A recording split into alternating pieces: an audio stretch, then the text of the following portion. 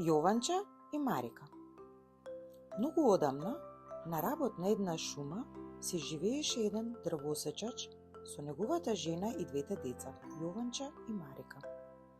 Тие беа толку сиромашни, што често пати навечер си легнуваа без вечера. Една вечер, дрвосечачот и неговата жена беа толку очајни, што решија следното утро да ги остават Јованче и Марика во шумата. Со малку среќа, некој ќе ги најде и ќе ги нахрани, се тешеа обајцата родители. Јованче не можеше да заспие, па го наслушна нивниот разговор. И така, следниот ден, кога родителите му го дадоа последното парче леб и го одведоа него и сестра му во шумата, тој постојано фрлаше трошки по патот, надевајќи се дека потоа ќе може да ги следи трошките и да го најде патот до дома. Кога стигнаа до најгустиот дел од шумата, родителите им рекоа на децата да ги почекаат таму, додека да соберат дрва за огрев. Кога се стемни, а родителите се уште не беа вратени, Јованче ја зеде сестра си за рака и рече: "Ајде, ќе ги следиме трошките и така ќе стигнеме дома." Меѓутоа, тие не можеа да ги најдат трошките. Птиците ги сколвале сите до една. Во темницата беше невозможно да го пронајдат вистинскиот пат, па затоа тие си направија кревет од суви лисја под едно дрво и преморени заспаа.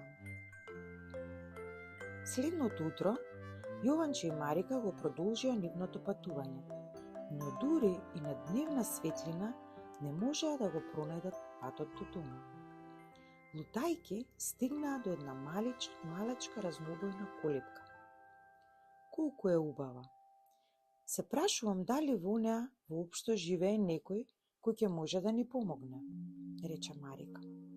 Додека се приближуваа до колепката за да тропнат, сосема се изненадија кога видоа дека вратата беше направена од чоколада, ѕидовите од бисквити, покривот од марципан, а прозорците беа од прозиран шеќер. Колку вкусно!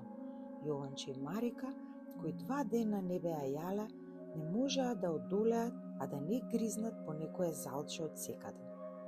Залче од керамидите, залче од прозорецот. Додека тие се насладуваа од неочекуваниот оброк, забележаа дека вратата се отвори и една добричка старица излеза и им рече љубезно: "Кој ли мојата колипка ја грицка сал? Не е зајак, ниту глушец мал, туку 2 дечиња се тоа мили. Влезете, ајде, секој нека јаде што ќе најде." Јованче и Марика не чекаа да им се каже 2 пати. Најпрв им јадеа вкусни палачинки, а потоа старицата ги одведе до 2 чисти и меки кревета, на кои заспаа само што ги допреа перниците. Но следниот ден старицата си го покажа вистинското лице. Таа всушност беше злобна вештерка која го затвори Јованче во кафес, а на Марика и нареди да ги извршува најтешките куќни работи. Децата станаа затвореници на суровата вештерка, без надеж дека некогаш ќе се вратат дома. Едно утро, вештерката и нареди на Марика да го запали оганот во печката.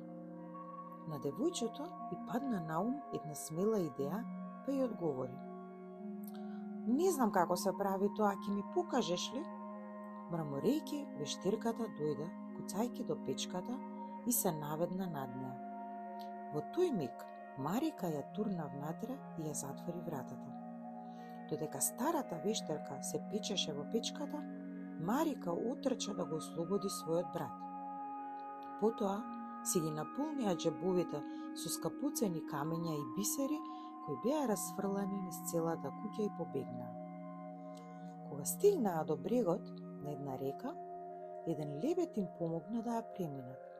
Па така тие конечно се вратија дома, каде што нивните родители, кои се каеа што ги напуштија, им посакаа добре дојде со солзи, прегратки и бакнежи.